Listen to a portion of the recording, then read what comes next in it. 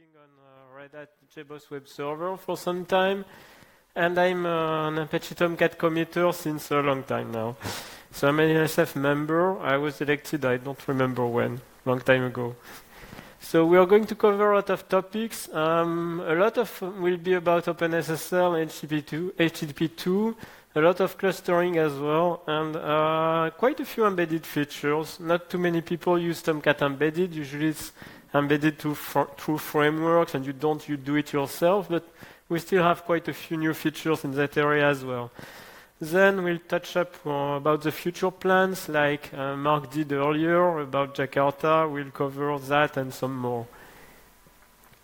So new features, Mark talked about it already. We have TLS 1.3 support, either through OpenSSL or through Java 11. If you use Java 11, as Mark said, you don't get post-handshake authentication, and just like 2 days ago, a user reported a problem. He couldn't use client certificate, and it was because he was using TLS 1.3 with Java 11. So in that case, there's no workaround. You have to use OpenSSL instead of JSSC.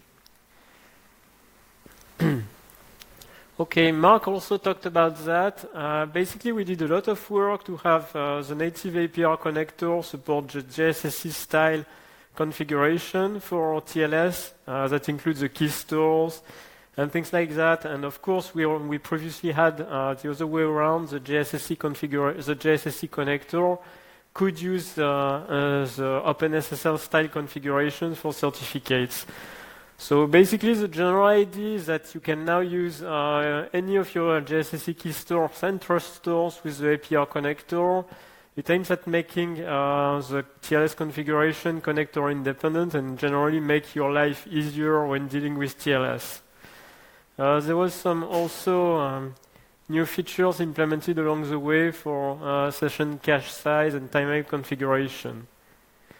So generally, the idea is to make your life easier since, well, we had a lot of reports over the past years once we started adding all these connector configurations about people like mixing and matching the configuration styles, like using the OpenSSL configuration instead of the JSSC or a bit of both. So it didn't work out too well, and so we did all that work to make users' life easier. Another feature we added in connectors is that there's now an internal asynchronous I/O API. Previously, it was NIO2 only, which is basically heavily based on asynchronous I/O. And so now it's been introduced in NIO and an APR. Basically, it behaves the same. It allows asynchronous scatter-gather operations. And it's been used by HTTP2 and WebSockets. APR doesn't use it by default because it has to be implemented on top of regular I/O and doesn't perform well at all. On the other hand, it was found to perform very well on NIO, so it's enabled by default now, and basically it uses NIO scatter-gather operations with an asynchronous layer on top. So it's been available for some time now. So Tomcat 9.0.21, we're way beyond that now. So using these features, we've made some HTTP2 enhancements. Basically, it allowed greater I/O flexibility for read and writes of frames. It also allowed memory mapping for static files, giving much better performance for HTTP2. Other HTTP2 enhancements, with JSSC, it's now ALPN ready, so it works out of the box with Java 9+. There's also been a lot of reliability and security improvements. Mark talked about them, like with HTTP2 denial of service. So we made a lot of work to make everything more robust and handle edge cases a lot better. Another I/O-related topic is support for reactive I/O. Basically, when you use Servlet 3.1, you get I/O events, especially on input, like you have some data to read, and it calls your read listener. And so the feature isn't there in the API to pause and resume those events. So basically, it could backlog your framework if events are coming in too fast. Your backend may not be able to process them fast enough, in which case it would cause I/O backlogging and problems. So proprietary support was added for suspending and resuming those Servlet 3.1 I/O events. And it's actively used in the WebSockets implementation, and then taken advantage of by some frameworks like Spring. So basically, Spring uses WebSocket proprietary API to suspend, resume, and gives a transparent experience to its users. It's a possible inclusion in this next Servlet specification, but it's been indefinitely delayed, as we've seen, so don't know when it's coming. So there was a presentation on that at last year's Apache EU Roadshow. It's called Reactive I/O in Tomcat. Covers the topic very extensively.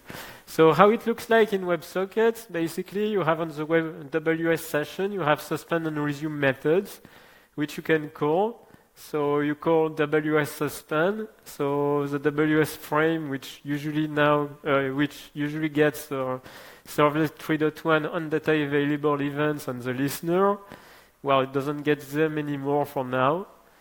And it will start getting them again when you call WS session resume, in which case it will start reading frames again and notifying the endpoint. Okay, so moving on to clustering, another very important issue that was very, very often requested is the ability to secure at least a bit the cluster traffic between the nodes, like all the session replication traffic and basically the core items. Before they weren't encrypted, you had to use encrypted tunnels to do it. So Christopher Schultz added an interceptor to the Tribes interceptor stack, basically, which allows encrypting traffic. It shares an encryption key across the cluster, and basically will encrypt all traffic using that encryption key. It's pretty simple, but it's efficient, and it can avoid you some networking guru thingy or whatever. So basically, you just add that encrypt interceptor in your Tribes interceptor stack, and it will work just like that. So similarly, we had a big simplification of the cluster membership setup for static clusters. Like, you have 3 nodes in your clusters, and they're never going to change. So we supported that before, but it was an edge case of the general case. And it needed some interceptors and a pretty involved setup, and it really did look very ugly in the server.xml, although it should have been very simple. So instead, a refactored static membership service was introduced, and it's very fancy to use now. So it replaces a big interceptor stack with just the membership service declaring the static members of the cluster. Okay, another membership provider. So it's basically the exact opposite of the static one. So you move on to the cloud, and you want to have a membership list that is as dynamic as possible. But the thing is that the multicast discovery service we use normally isn't available in the cloud environments, since we don't have multicast support. So we needed something else. So static membership is obviously not very flexible because you want to deploy nodes on demands, and you're not going to edit all the configuration files of all your pods and restart them, so that's not practical. So we need something ready to use and needed to be able to support as many cloud providers as possible. So we went on with Kubernetes support. So we have now a cloud-aware membership support for Kubernetes. So what it does is it uses the Kubernetes REST API, which is supported by major providers. It gets out a JSON list of members, it parses that, and it puts that into the membership service of Tomcat. So basically, it will automatically discover the pods you've deployed with new Tomcats. It will automatically add them to the cluster. We have a variant of that of that membership service, which is based on DNS. There's some special DNS hack in Kubernetes which allows discovering nodes using a DNS request. We have a session on that at this conference, which is probably, I think it's the last one on the Tomcat track. It's Tomcat from a cluster to the crowd by Jean-Frédéric Clair. So it will be later this afternoon. So for embedded now, I noticed the problem was it's not very convenient when you use embedded to use your own server.xml. And if you don't use your own server.xml, you then have to reinvent a lot of the Tomcat configuration, which is fine usually. The problem comes in usually with TLS. Configuration is pretty complex, and it can get very, very annoying to do it with inside your code as embedded. And then you have to put to hard code basically all your TLS configuration inside your code. So that wasn't very nice. So instead, I added what I call a Tomcat configuration source, which abstracts all the access Tomcat does to its configuration. So basically, that includes like the server.xml, context.xml, web.xml, obviously, but also the key stores or the individual certificates, and all that kind of configuration you would normally have to hack your way through with embedded. So basically, the default Catalina implementation we have for that configuration source, it will look at the usual paths that Tomcat standalone looks them in. Which is basically in Catalina base, and do a class loader on resolutions and your URL resolution. And there's an alternate path that I think nobody knows about for server.xml. It's server-embed.xml. So the idea was then to pipe in that configuration source into startup Tomcat, which is the class usually used when you're doing embedded. And you have a new tomcat.init which takes that configuration source object. Since it's an interface, you can replace it with your own implementation and thus pipe in all your configuration files directly into Tomcat. So basically, you could have your server.xml or I don't know, loaded in memory from somewhere, from a database or whatever, and you could pass it to your embedded Tomcat very easily. Okay, so next, there was some great functionality I wasn't very happy about in terms of ease of use, at least when you're trying to use them directly into Tomcat. So I tried to improve CDI2 integration using the Apache OpenWebBeans project. I found that the user experience is now a bit better, and the packaging looks nicer than what you would usually achieve if you were trying to directly use Apache OpenWebBeans. To complete the support for cloud-related technologies, which are part of the Eclipse microprofile, I did the same work with JAX-RS. And so put together, it allows you using Eclipse microprofile health, for example, or metrics, inside your web apps with Tomcat standalone in a rather easy way. You can build the optional modules from these paths in the Tomcat source repository. Basically, there's almost no code in there, so I think it's reasonable. It builds jars from the big jars from the dependencies, and basically allows you to use these big jars with Tomcat standalone in your web apps. Okay, so along the way, we figured the Tomcat packaging wasn't optimal for small containers. It could be optimal for bigger ones, but and so there's a Maven Bagge-based build which produces a fat Tomcat jar. Basically, it allows putting all your Tomcat components and stuff and packaging everything into a container image. The idea would be to generate a container image that is lightweight and very simple. The example also has monitoring with Jolokia and Prometheus. And it's configured using the configuration source support I talked about earlier, using a regular server.xml, web.xml, context.xml, so it doesn't look too alien for the user. Basically, it's just a Tomcat package in an easier way. Along the way, we run like this spring. Basically, some people were starting to talk about Growl support. Basically, if you don't know about it, Growl is a special polyglot JVM with Java 8 support. It doesn't support Java 11 yet. It's developed by Oracle. And what it can do is generate native images out of your Java code. So that's obviously pretty powerful. And so we wanted to have support for that in Tomcat standalone or embedded. So what we added now is support for Growl as a specific JVM. It couldn't be your regular Java 8. It needed some special support along the way. Along the way, we found out that the native image generation works a lot better with a single jar. So that's where we took advantage of that Maven-based build, which produced a fat jar. So we have a big single jar we can give to Growl.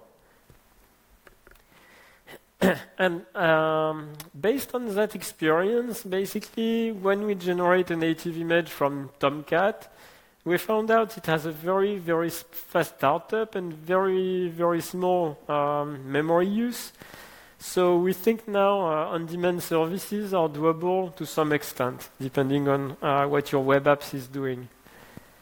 So we had to do a lot of fixes for Growl. Unfortunately, it's missing quite a few features. So the first one is disable JMX. Growl is a platform which has no JMX support, unfortunately. So JMX has to go. I love JMX, so I was very sad.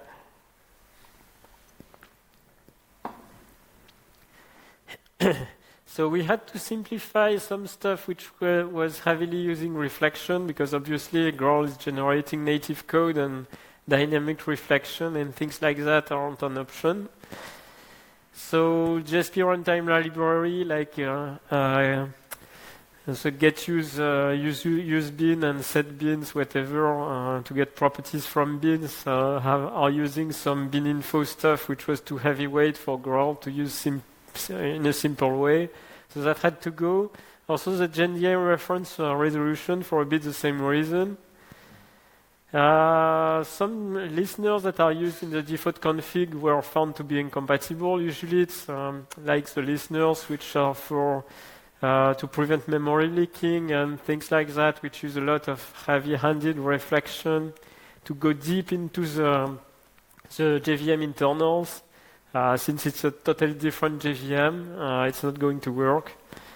And last, the native image generation needs descriptors, so we provide base JSON descriptors for this process. So these descriptors and scripts that we provide are needed for basically to achieve dynamic class loading and reflection. We also provide we also provide the descriptors for the reflection Tomcat uses internally, and we also declare the resource bundles, like the internationalization that Tomcat uses internally. You have to do that with Growl, unfortunately. So the process is then you take this stuff that we provide, and you start a Growl substrate VM, which is basically a regular JVM, with a JVM user agent. It's a pretty specific feature that was used a long time ago, but now it's been used for that. Usually you put in a profiler using an agent, and so they now use that feature to pull in a tracing agent to intercept dynamic calls to class loading and reflection, basically. So it will generate descriptors for your web app, and then we provide scripts to allow building a native image with your web apps. So I demonstrate the full process in that presentation this afternoon. It's a bit involving, but well, basically once you get the documentation, you already know how to do it. So new feature, we've been testing Tomcat with the ETCK as Mark mentioned. We fixed Tomcat bugs, we reported TCK problems, Mark made TCK fixes and they got reverted. So another refactoring, background threads. Basically, there's now a scheduled executor service available on the server, and we try to make all Tomcat utility tasks and background processing go through it. The thing is that we gain a reduction on background thread use, and also there's a better reliability since basically we can have a background thread monitoring the main background timer. So if the background timer goes away because of an exception or whatever, the background check will notice the main thing is gone and we restart it. Before, if any background thread of Tomcat was dying for some reason, it would stay dead, basically. So it's better. So Mark talked about internationalization on overhaul, so I'm going to just skip over it. You have PoEditor to contribute. So he also talked about the migration to Git and GitHub. So I think it was one of the most significant new features in Tomcat. Basically, it's a much better infrastructure for contributors and even outside developers who want to embed Tomcat and anything like that. It's very handy to have. So a lot of miscellaneous new features. Basically, a very handy feature that was often requested is automatic reloading of Tomcat user.xml. You could use that for development or anything. Just make a quick change, it will get picked up. We now have multi-threaded JSP pre-compilation with the end task. It gives much better performance if you have a large number of JSPs. Along the way, like for the NIO2 connector, there was a thread count reduction. Also, the NIO2 asynchronous I/O I talked about earlier is now available in Tomcat 8.5 for experimentation. There are some what I call optional server listeners. That is a server listener that if it's not present, it will not crash the startup of Tomcat, just display warning. This optional feature isn't available. Ultimately, that could allow us to package default configuration for some frameworks and things like that without impacting the ability of users to start Tomcat. Basically, like, for example, we want to support Open Web Beans, which I talked about earlier. We could add an optional server listener for Open Web Beans. If Open Web Beans isn't present, it will display Open Web Beans isn't present instead of just crashing like it would earlier. So more new features. For embedded, Mark added the capability to disable JMX. As you saw, JMX isn't available in Growl, so that was a very useful feature to have in Growl as well.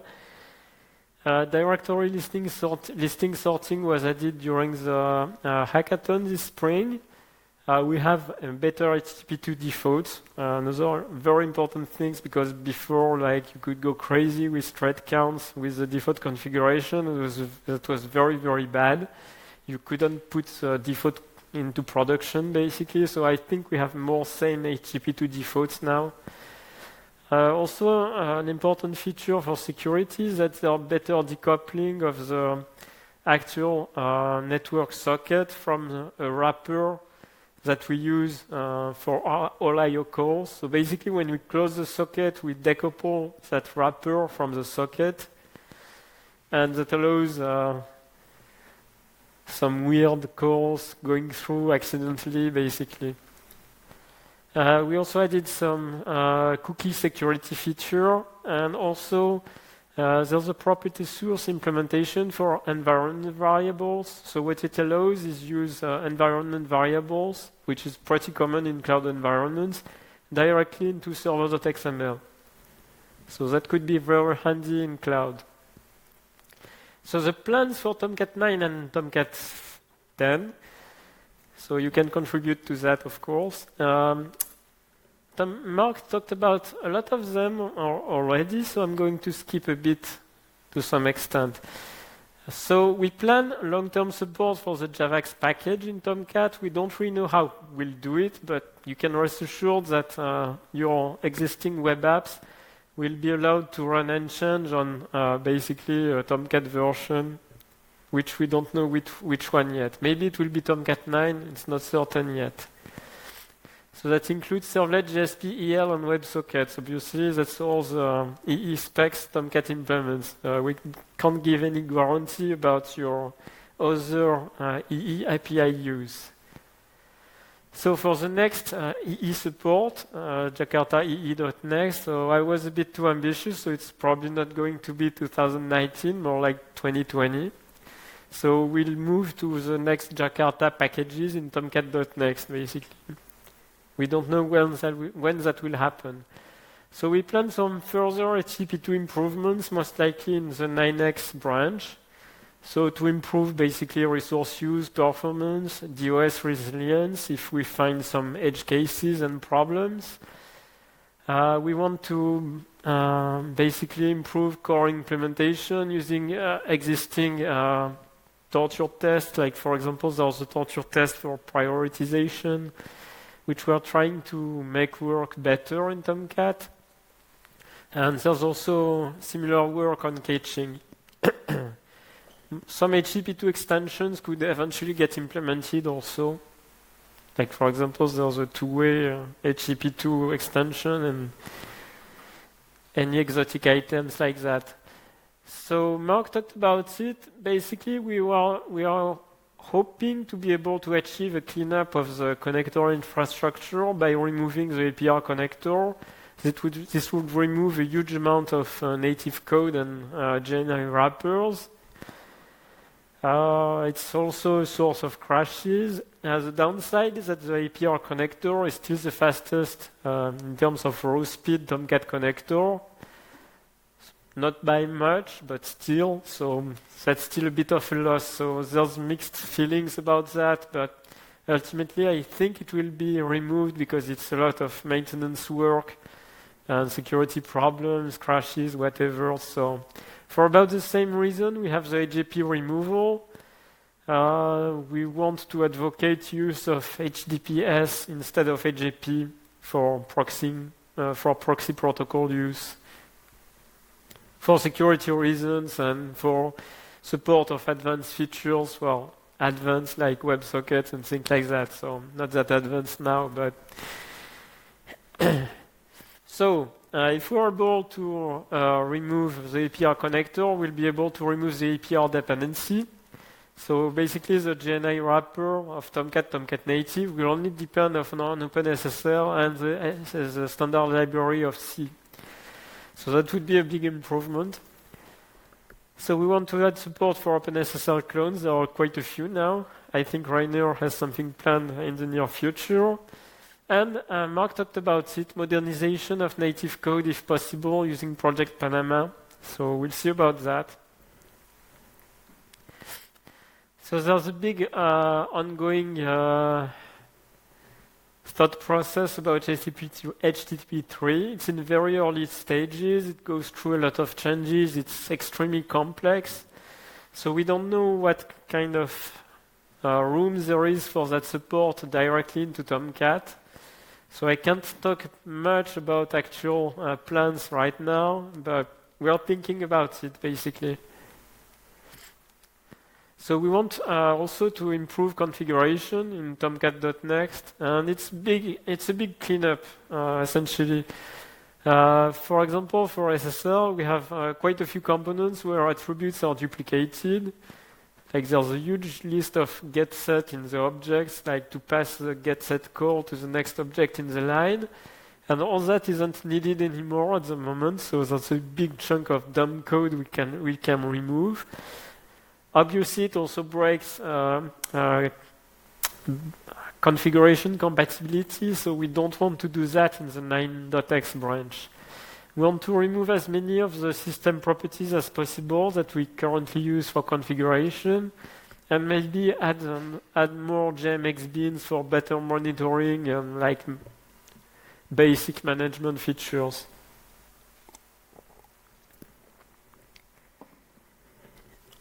That being said, JMX isn't that popular at the moment with Grow and stuff. It's really a rough time for JMX. Hopefully they'll add support for it eventually. So we want to do a lot of more minor features, but the problem is that there's some compatibility risks, so it's been delayed for the next version. So in particular, we want to use UTF-8 more widely, some parsing changes which could lead to be more strict. And the extension validator is a problem, could be removed now. So we're planning a refactoring once we can move to depend on a more recent JDK. So wrapping up, right, as you can see, we have a lot of new features, there's a lot more coming along the way. So if you have any questions on features or anything you want to add to see added in Tomcat, now's your chance, basically. Mark is here also to comment. So, anything? No? Oh, okay, Rainer, yeah. Here, Mike.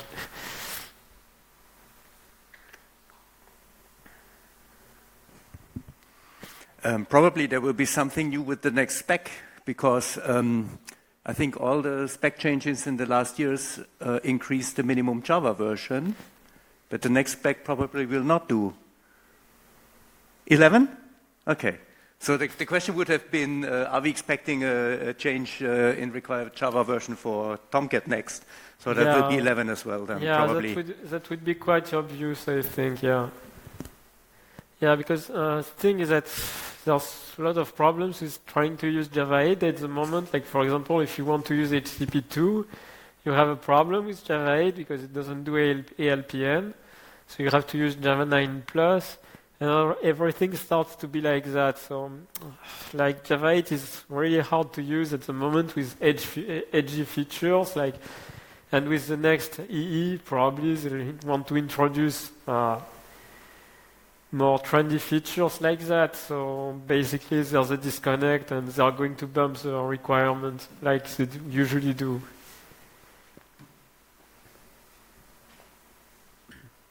So anything else?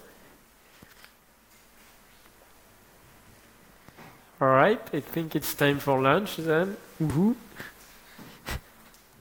Let's go for lunch. Thank you.